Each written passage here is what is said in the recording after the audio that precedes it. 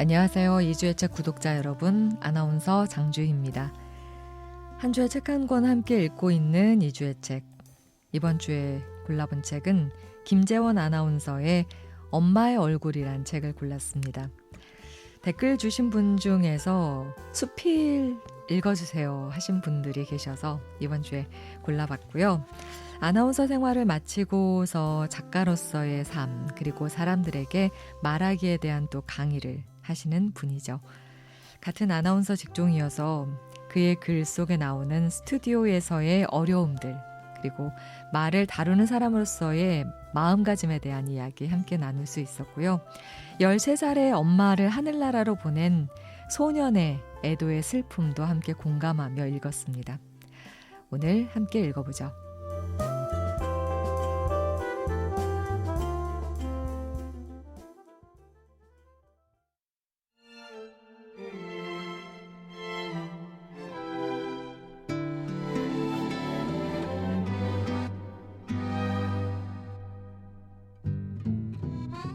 언어 소금통.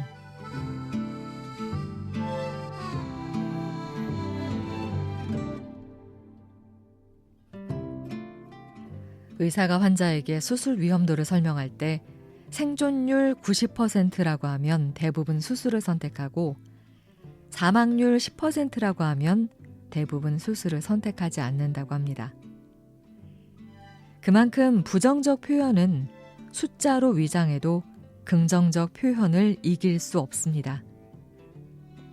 오늘은 쉽니다 보다 내일 뵙겠습니다가 어떨까요? 고장보다는 수리 중이 낫고 폐업 정리보다는 새 출발 마무리가 낫겠죠? 휴업보다는 준비 중이 좋겠고요. 사실 나쁜 소식이 좋은 소식보다 훨씬 빠릅니다. 그리고 오래 머뭅니다. 나쁜 소식은 이야기를 듣자마자 자동으로 저장되고 좋은 소식은 반드시 저장을 눌러야 합니다. 좋은 감정은 꼭 저장해 두세요. 그래야 오늘 슬플 때 어제 기뻤던 일을 떠올릴 수 있으니까요. 슬픔은 기쁨으로 조금은 지울 수 있습니다. 사람은 6살까지 3000번의 부정적 언어를 듣고 평균 10분에 3번씩 거짓말을 한다고 합니다. 또 마음의 15%만 표현한다고 해요. 당연히 사람마다 다르겠지만 그만큼 부정적인 상황에 쉽게 노출되고 그렇다 보니 속마음을 터놓지 않는 것입니다. 당신 중심으로 당신 입장에서 당신을 주어로 말하면 그건 관심의 언어입니다. 내 중심으로 내 입장에서 나를 주어로 말하면 그건 주장의 언어입니다. 물론 둘 다 필요합니다. 질문에는 관심이 담겨 있습니다. 그 관심은 사랑의 다른 표현입니다. 다만 상대의 감정을 살피지 않는 지나친 관심이 문제입니다. 만약 지금 나누는 대화가 누군가를 민망하게 한다면, 상처를 준다면 반드시 화제를 바꾸세요. 대화는 내가 하는 게 아니라 우리가 하는 것이니까요. 그래서 생각하고 말해야 합니다. 에드워드 조지 불워리턴은 생각은 인생의 소금이라고 했습니다. 생각이 너무 많으면 인생이 짜고 너무 없으면 인생이 싱겁습니다. 그래서 저는 생각 없이 말하지 않으려고 노력합니다. 키 커서 싱겁단 소리를 들을 테니까요. 우리에겐 지금 언어 소금통이 필요합니다. 보다 나은 언어 소통을 위해서 말입니다.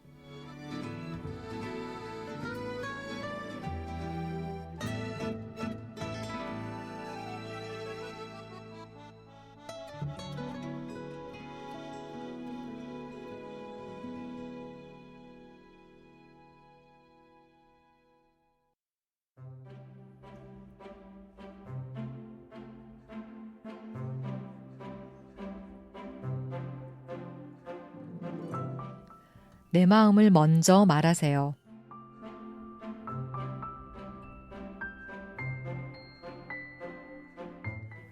리처드 할아버지는 모처럼 방문한 처제를 대접하기 위해 빵을 굽습니다.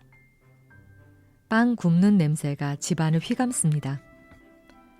아내가 세상을 떠난 후 처음입니다.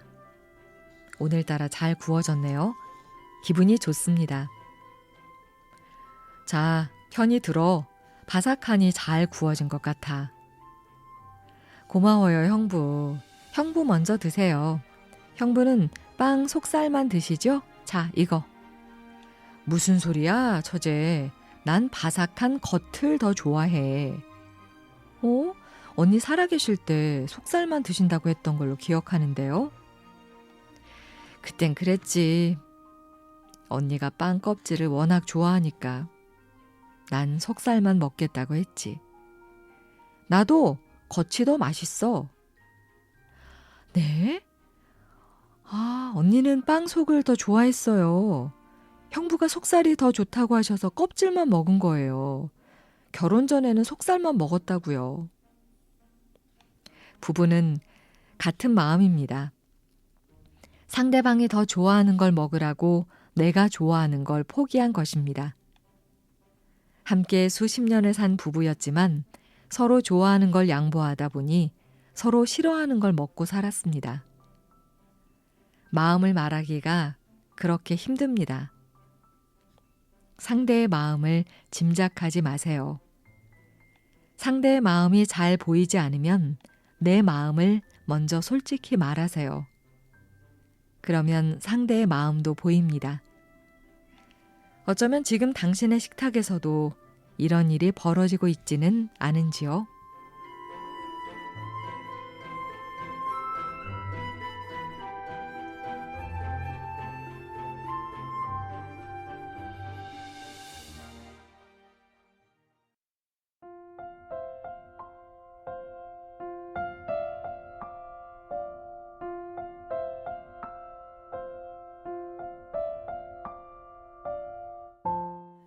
가끔 소리를 줄이고 영화 보는 이유.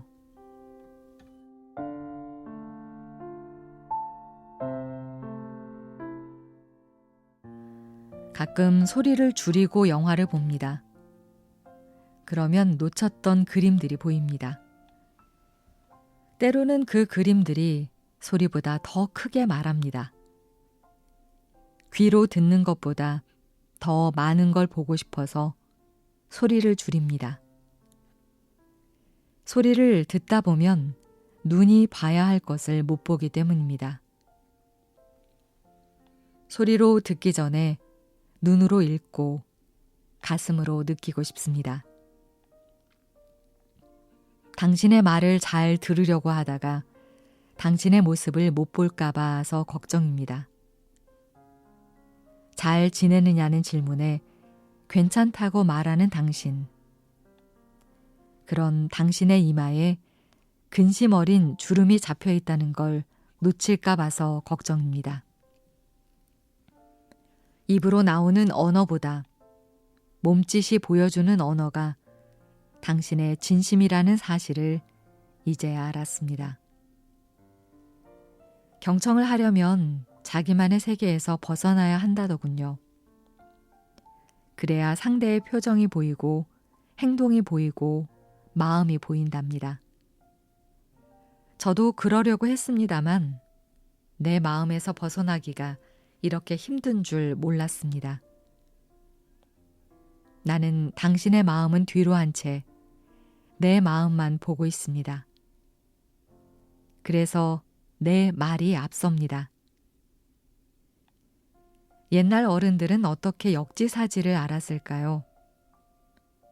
상대방이 보는 걸 본다는 것, 참 힘든 일입니다. 당신의 눈으로 보고 싶은데 도무지 내 눈이 감기질 않습니다. 내 눈을 감아야 당신의 눈으로 볼 텐데요. 내 눈은 당신을 보는데 나는 여전히 내 입장만 생각합니다.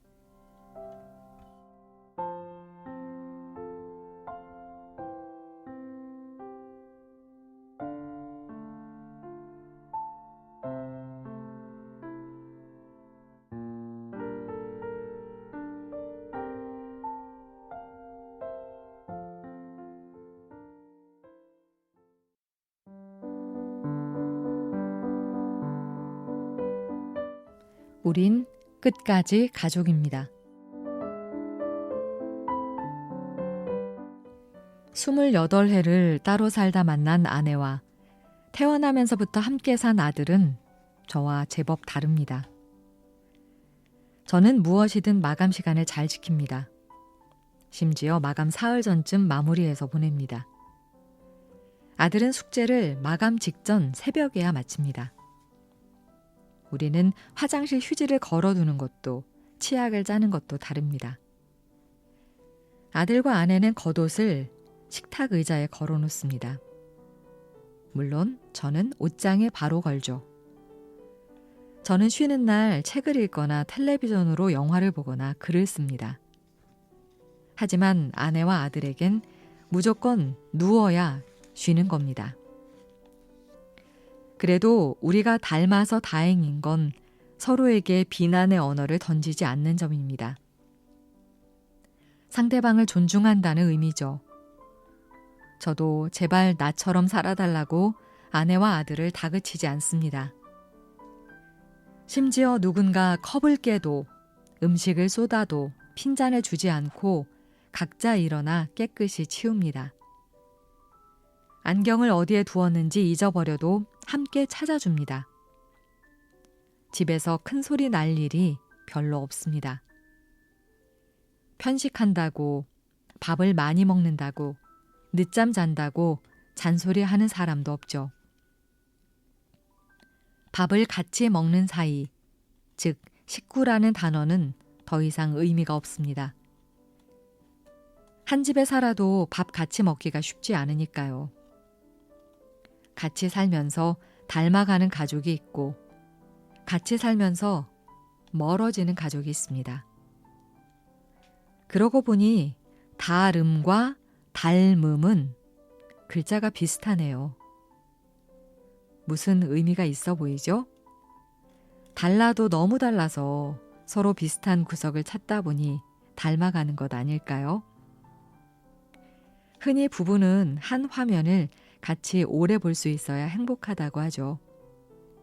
같이 가기로 했다면 같은 곳을 바라보는 것이 행복입니다. 다르기로 작정하면 끝없이 멀어집니다. 닮기로 마음먹으면 한없이 가까워집니다. 우리는 끝까지 가족입니다.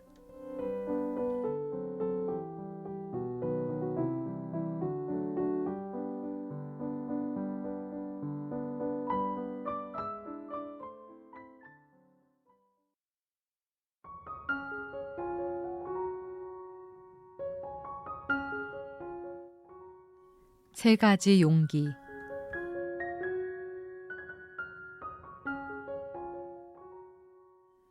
미국 동부 지역의 한인 유학생 세미나에서 소통에 대해 강의할 기회가 있었습니다.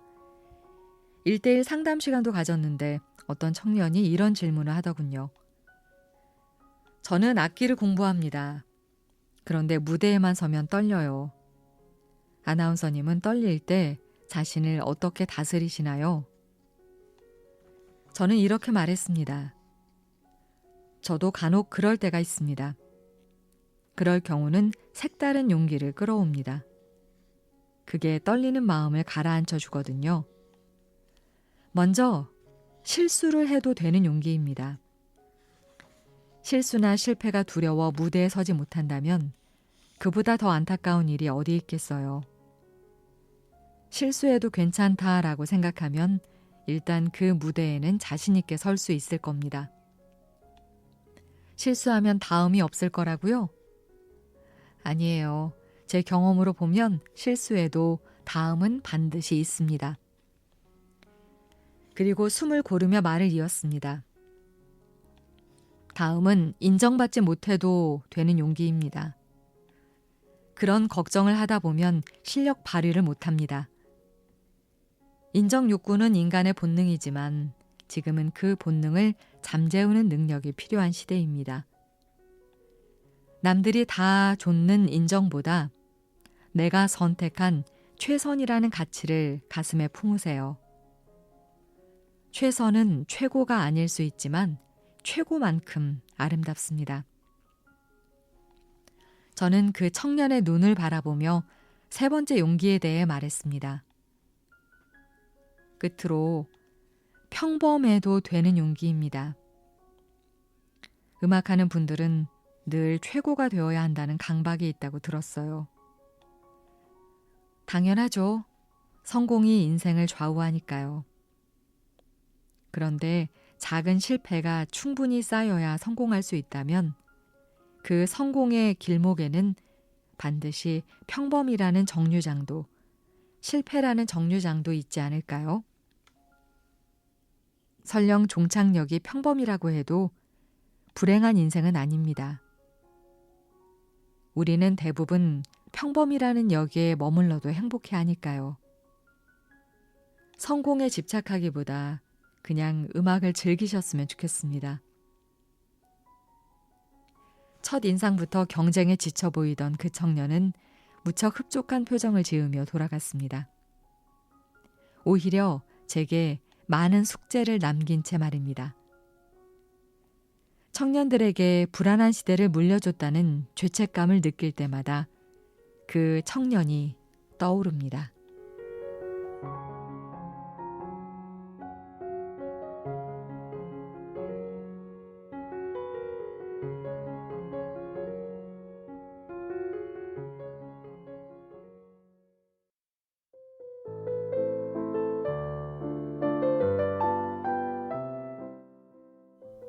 표정의 온도.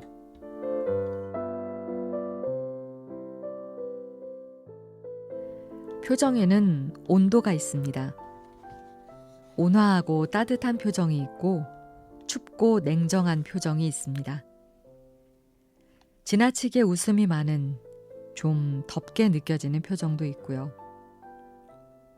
사람들은 자신의 표정을 잘 모릅니다. 자기 얼굴을 쳐다보지 않기 때문입니다. 자기 표정을 의식하면 일부러라도 부드럽게 웃을 텐데 자기 얼굴을 못 보니 자신이 얼마나 무서운지도 모릅니다. 우리는 어떤 일에 몰입할 때 기본 표정으로 회귀하는 경향이 있습니다. 대부분의 기본 표정은 무뚝뚝합니다. 누구는 그걸 마음의 반영이라고 말하죠. 일리는 있지만 비약이라고 생각합니다. 대부분의 사람이 자신의 기본 표정을 모릅니다. 거울을 보면 자기 얼굴이 안 무섭다고요? 그건 거울을 볼 때 자신이 원하는 표정으로 민첩하게 바꾸기 때문입니다. 마치 사진을 찍는 것처럼요. 무심코 있을 때의 내 얼굴이 나의 기본 표정입니다. 저는 방송을 하는 사람이라 그것도 생방송을 주로 하는 터라 늘 표정을 의식합니다. 언제 어떻게 화면에 잡힐지 모르니 항상 온화한 표정을 지으려 애씁니다. 항상 웃지는 않더라도 아나운서 연수 시절 선배들에게 배운 웃음 전 표정을 구현합니다. 저 사람의 다음 표정은 웃음일 것이다. 이렇게 여겨지는 것이 바로 웃음 전 표정입니다. 기본 표정은 생각과 태도가 만듭니다. 표정의 온도가 점점 낮아지는 시대입니다. 사람들의 얼굴에서 봄을 읽을 수 있으면 좋겠습니다.